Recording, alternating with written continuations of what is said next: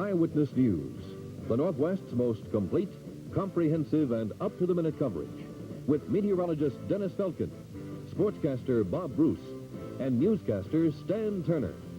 Good evening, everyone. Cindy Brucato has the night off.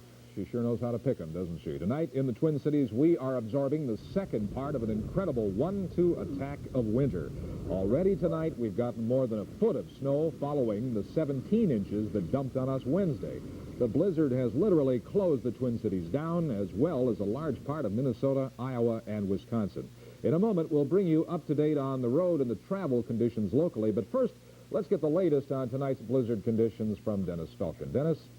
Stan, the situation remains a very serious one. The blizzard right now is in north-central Iowa, heading on to the northeast. At least that's the main center. But the effects of the storm continue to be felt all through the upper Midwest. Our live action camera's right out in front of the building on the Minneapolis side of University Avenue. You can see the snow piling up. And in fact, the blizzard of 82 is going to go down in the record books. So far, the storm total looks like this. As of 10 o'clock, 16.3 inches of new snow has fallen today, 0.8 of an inch short of the record we just set 2 days ago. Snow cover is now a record 34 inches. Season total is 64.9 inches. That's about 2 feet below the record set about 30 years ago, and we still have 3 more months of winter. KSTP color radar right now is looking around the state of Minnesota and western Wisconsin, and there you see it. Snow continues to fall throughout much of the area. Snow coming down at the rate of about 1 inch per hour at this time. Of course, Sam, blizzard warnings remain in effect for a large part of the upper Midwest, including all of Minnesota, and we'll have more details on all of that coming up later. Those snow statistics are absolutely incredible. It's been nearly impossible to drive all day, and it's getting worse out there. Dennis Kraft brings us up to date now on the blizzard's strength with this report. There aren't many cars on the roads tonight. Everyone seems to be taking to heart the warnings from the State Highway Patrol and the National Weather Service. This combination of snow and high winds will create extremely hazardous winter conditions. Anyone venturing outside, and motorists in particular, should be alert for visibilities reduced to near zero in blowing and drifting snow. Blizzard conditions late this afternoon and tonight will make travel nearly impossible. The Highway Patrol says that motorists who do get into trouble on the road tonight may have to wait a long time for help. We have troopers on patrol, and we naturally respond to any reports of anyone stalled. But there are lots of things to do out there, and it takes a while for us to get help to these people. The wind is picking up tonight, causing blowing and drifting snow and reducing visibility to near zero. In some places, snowdrifts are clogging roads, making them impassable. Many counties are not running their snowplows tonight because of the blowing snow. Snowplowing crews weren't the only ones to call it quits today. Hundreds of schools remain closed, and others, like those in St. Paul, sent their youngsters home by noon. The University of Minnesota closed at noon, one of the few times ever. State employees were also allowed to go home at noon, and the Capitol closed down for the day. Several counties and businesses followed suit, letting employees get home while they still could.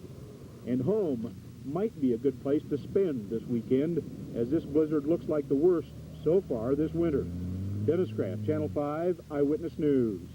The snow plows will, of course, be out tonight to start clearing the streets. Some of those plows are out already. The city of St. Paul is under a snow emergency, so there is no parking on emergency routes until they are cleared. Then tomorrow in St. Paul, north-south streets will be plowed. Then on Sunday, east-west. In Minneapolis, things are a little bit different here. The old snow emergency remains in effect there. East-west streets are being plowed today, and tonight the plows were once again on those snow emergency routes, although no new snow emergency has been declared. So cars will not be towed away from those routes in the city of Minneapolis. Travel was also difficult for Minnesotans wanting to get in or out of the Twin Cities by air. The airport remained open all right, but many flights were delayed or canceled. Lindsay Strand has a report on that. The decision to fly was left to the airline companies. Some did, others did not. Late this afternoon, United officials in Chicago made the decision to cancel all their flights into the Twin Cities based on weather reports forecasting worsening conditions. Eastern also closed its ticket counter and canceled all flights until tomorrow. Long lines formed at other ticket counters, but they weren't filled with passengers hopeful of getting on a plane. A lot of passengers were stranded here because of shutdowns at other airports, including Duluth and Fargo. But right now I'm going back to a funeral, and it will make a difference. So hopefully I'm able to get out of here tonight, like I say. I'm trying to go to Duluth, getting married. Who knows if I'm going to make it there? I'm trying. For the most part, the stranded passengers patiently waited in line to receive word about where they would be put up for the night at airline expense. Others tried to find rooms on their own, but as the hotels around the airport filled up, the job became more difficult. For many, the problem wasn't flying into the airport, but getting home upon arrival. Many taxi companies had also canceled their service, and independent drivers were few and far between. With all the problems, you might think the ideal situation would be to be on one of those return flights that was canceled. But that wasn't the case for the Minnesotans on United's flight from Jamaica. They were diverted to Chicago. Lindsay Strand, Channel 5 Eyewitness News, Twin Cities International Airport. And despite the heavy snow, MTC buses kept running through this night. A little late, all right, but still running. Some buses in the suburbs did get stuck, but in the city, it was pretty much business as usual, as Tony Vigneri reports here. By 6 this evening, most people were snug and warm in their homes. The streets were bare. Well, almost bare. Many people still had somewhere to go, and the buses were still running to take them there. A handful of buses in White Bear Lake and Minnetonka got stuck, and bus service in most suburban areas was discontinued. But in both Minneapolis and St. Paul, the buses stayed on the streets. But drivers found the road conditions Very, very rough. There's lots of traffic outside. There's lots of blockage of the road. Have any problems getting stuck? Yes, a couple of times in St. Paul, coming up the Cedar Avenue Hill. In fact, on two of my trips, there was a car stuck right in the middle, and I couldn't get past them. I had to back up in order to let him get out.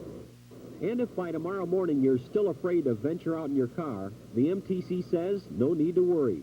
Buses in all areas will be operating on their regular schedule Saturday morning. Tony Vigneri, Channel 5 Eyewitness News, Minneapolis. As you would guess, today's storm has been bad for businesses. For a lot of merchants, hundreds of stores, restaurants, and night spots decided to shut down today. And our Dave Andrews reports a lot of places that stayed open for business might have been better off shutting down. Hennepin Avenue in downtown Minneapolis on a Friday night. This place is usually bustling with activity, but not this evening, as most people have taken some pretty sound advice and decided to stay home, to stay off the highways and the streets, which are still very treacherous at this hour. Most downtown streets were all but deserted, save for a few pedestrians and even fewer people out in their cars. And those night spots that did stay open, like the always popular Sergeant Preston's in Minneapolis, were doing far, far less than their usual business. With hardly any traffic, walkers and even some cross-country skiers were able to take over the streets tonight.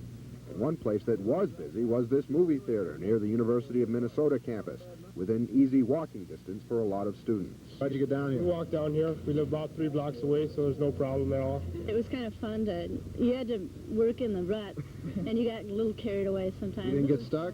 No. So once again, the metro area has been disrupted by an intense storm, but if you could overlook all of the headaches it has created, the snow actually did create a very pretty picture this evening. Dave Andrews, Channel 5, Eyewitness News. And once again, we have to say it. The roads are treacherous out there tonight. No driving is advised unless it's an emergency. Please be very careful if you do have to drive tonight or tomorrow. Dennis Felkin will have more on this blizzard later in the newscast. And we will go window shopping with local farmers. Good evening. What an awesome display of nature's power. Minnesota, along with most of the Midwest, is in the throes of quite a blizzard tonight. So far, we have gotten 16.2 inches of new snow here in the Twin Cities, on top of the 17 inches that fell in Wednesday's storm. But the effects of this storm are far more severe. High winds are causing heavy blizzard conditions, creating havoc on area roads. The Minnesota Highway Patrol advises all motorists to stay off the road. Travel is extremely dangerous. Most area schools closed early today, including the University of Minnesota. Area businesses followed suit, and employees working the third shift tonight or tomorrow are advised to call their place of business before making that trip. Many travelers who decided not to venture out in their cars instead chose to take the bus. But tonight, because of poor road conditions, the MTC stopped service to outlying suburbs. The full schedule will be run for the metro area and its immediate suburbs. And the MTC says complete service should be restored tomorrow. Federal, state, and city employees in the Twin Cities were sent home early, and the post office was shut down. The first time that's happened since 1965. Those amazing men in their plowing machines are working hard tonight. No major highways in the metro area have been closed, though many interchanges are causing a lot of problems. And the plows haven't been able to get to most residential streets, so they're a mess. Another hazard, many abandoned cars on the shoulder, sometimes still in the street. At midnight tonight, a snow emergency goes into effect in St. Paul. That means cars have to be off the emergency routes. And at 8 a.m., north-south streets will be plowed. Then at 8 Sunday morning, east-west streets will be cleared. Minneapolis is waiting to call its emergency until the worst of the snow is past. Bill Peterson, when is that going to be? 33 inches of snow in the last 3 days. It looks like we're going to set another record yet today for snowfall in a 24-hour period. We got about an hour and a half, 2 hours till midnight, and we'll get at least another inch before that's done. Another 4 to 6 inches, very, very likely before morning, and we'll look now and see what it looks like around the metro area. This is Storm Switch Radar. You can see the green area or the darker gray area on black and white sets. That is the heavier snow that's falling around the metro area. The light blue area on the outside is also light to moderate snow. The snow does extend farther out than this, but because of the lowness of the clouds, the radar beam goes over the tops of them and really doesn't pick them up. It's snowing in Redwood Falls and Mankato and Albert Lee and Rochester, and snowing in Alexandria and north of here. It's going to continue for a while, plus the fact the winds are going to pick up. So blizzard warnings have been issued for the next 24 hours through tomorrow for all of Minnesota, all of South Dakota now. Winter storm warnings for western North Dakota, Iowa for tomorrow, and for Wisconsin through tomorrow. What has happened is the low is now in Iowa. It's really slowed down a little bit. The winds have died down momentarily, but believe me, they will pick up towards morning, and we'll see gusts to 40, 45 miles an hour. You got 33 inches of snow to blow around out there, and we'll get most of it before the day's over. Wait till all this melts. I don't want to be around. Okay. The blizzard is hampering police efforts to find a missing South Dakota girl. 16-year-old Becca Neff was abducted from her parents' home in Trying to make them as safe as possible, working in somewhat of small caravans to clear the runways. Only certain delays happened because of that. Some of the planes had to be de-iced before taking off. But for the most part, most of the passengers here at Twin Cities International were able to board their planes that were leaving, and a lot of arrivals came as well. However, again, there were many cancellations, and as I said before, many of the individual carriers have stopped service for tonight. So it looks like Twin Cities International stormed, or shall we say, weathered another storm, and they're very proud of that here because they have not had a complete close down in 13 years, and airport officials say that they are very proud of that record and they tend to maintain it. Dave?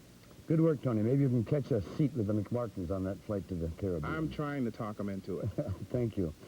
If there is a single redeeming feature about this kind of weather, it's probably that bad times often bring out the very best in people. That soon became evident today. Larry Schmidt reports.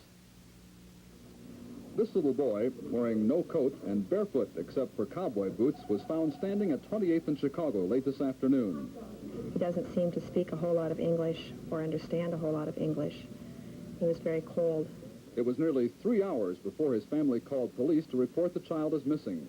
One of the persons who found him shivering on the street corner just happened to be going to Abbott Northwestern Hospital. She is Sandra Carpenter, who is 39 weeks pregnant and expected to give birth to a child of her own later tonight. Paramedics say 2 children found a heart attack victim lying in the snow outside a blood donor center in southeast Minneapolis. Rescue efforts failed to revive 68-year-old John Ashmeyer. He died in the receiving room at Hennepin Medical Center. Doctors say his death was not storm-related, but the heavy snow may have delayed treatment in such cases because ambulance crews were forced to drive slowly and with great care. We're adding anywhere from 3 on up to maybe 8, depending on how far we have to go on a day like today. When you start talking about the worst-case situation, 1 minute is definitely significant. There's no question that 1 minute is very significant to some of the patients. Under normal driving conditions, this ambulance run to 23rd Avenue South and 42nd Street in Minneapolis would take about 6 minutes. Today it took 11 minutes, nearly twice as long. Fortunately, time wasn't crucial. 68-year-old Verrill Olson fell in the snow as he stepped off an MTC bus and couldn't get up. As it turned out, Good Samaritans gave him all the help he needed before the paramedics arrived. So I was driving by, and he was struggling there on the corner, and there was a car behind me, so I couldn't stop. So I drove around like 3 blocks and came back. Lady across the street came out. Between the good people in the cars here, this gentleman, we had a terrible time until we got somebody tall enough to get under him. He's a big, tall man, over 6 feet. Because of the weather, it's taking the ambulance drivers longer to answer each call. But the paramedics continue to respond to emergencies and will as long as the roads remain open. Larry Schmidt, WCCO TV News, Minneapolis. The very term snow emergency may seem an understatement under such circumstances. In any case, the city of Minneapolis has not yet declared one, although it may decide to do so later tonight. However, main thoroughfares... Today, our single storm snow depth record, one that we just broke and set 2 days ago, Dennis. Yeah, we've already broken the record for the most snow on the ground. The 10 o'clock figure now shows 35 inches, just under 1 yard of snow on the ground. And the storm total stands at 16.3 inches, just about 8/10 of a record, 8/10 of an inch off that record we set just the other day. Where's the storm right now? Well, here's the position we have. The storm center itself, the area of lowest pressure earlier this evening, and in fact very close to now, is right around Waterloo. It's a very intense storm, but as we draw the isobars in here, and as intense as it looks, it's going to get even stronger before it finally moves out of this country into lower Canada. KSTP color radar is showing the effects of one of the effects of this blizzard, and that's the snow. 6:30 this evening, we left you with this radar. It looked like the snow was getting a lot of gaps in it, and that was true. Snow began tapering off in some places, but it didn't last long, as we expected. Watch as this radar lapse rolls along, and you can see the snow fills in again. Snow was again falling at the rate of 1 inch per hour.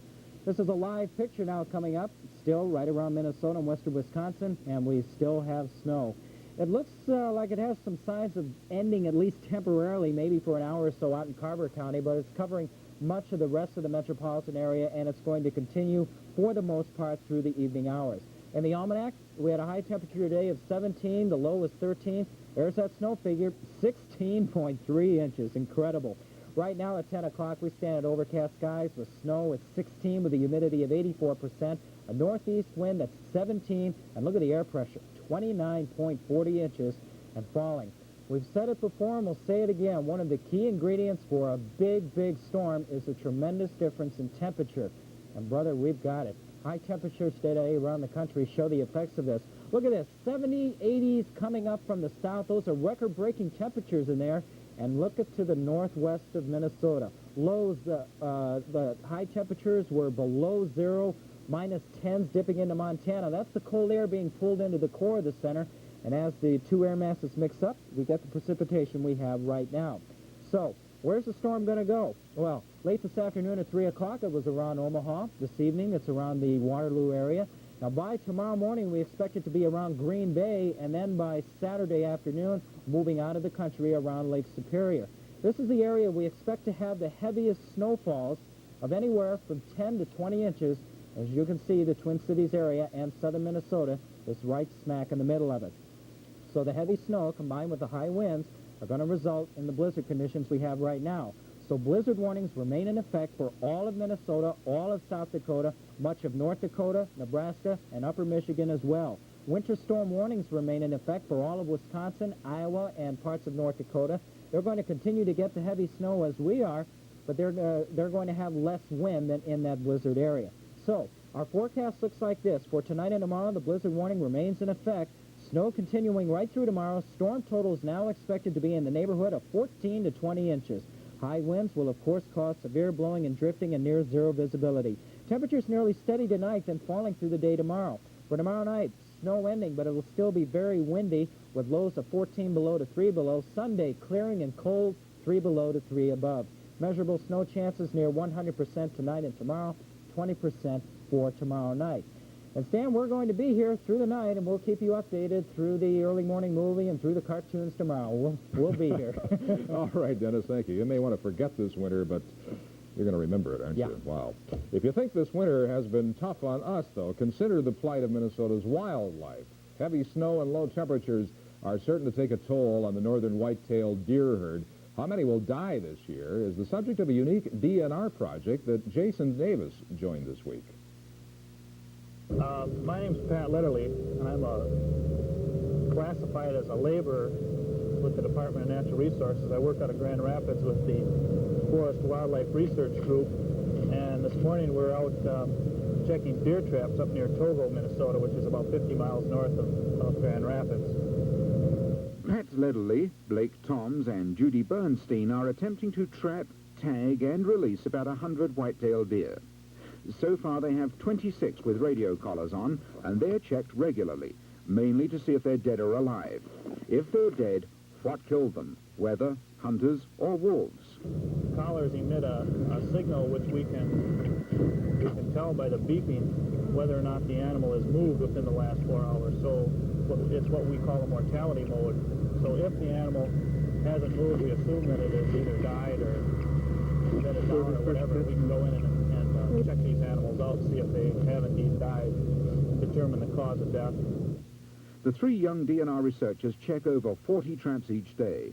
Only rarely does the bait of alfalfa and peanut butter attract a deer, but when it does, these experts spring into impressive action. These traps, they're foldable, so when an animal is caught in one of these traps, we fold the trap down on the animal to restrain it. We don't use any drugs at all, so we fold the trap down on the animal to restrain it, and a couple people hold what we call a handling net in front of the door. We simply fold the trap back up, stand it back upright with the door open. The animal runs out into this handling net, and we kind of tangle it up and tackle it there to restrain it. This way we can handle the animal, put a collar on it, take some blood from it, do whatever we have to do within the span of about 20 minutes, and doesn't have any of the after effects of the drugs. So it's a real nice system. Well, that deer has been returned unharmed to the wild, and this research crew will now track it until it's either taken by hunters or by wolves, or the batteries in its radio collar run out in about 3 years. Jason Davis, Channel 5 Eyewitness News, near Togo, Minnesota.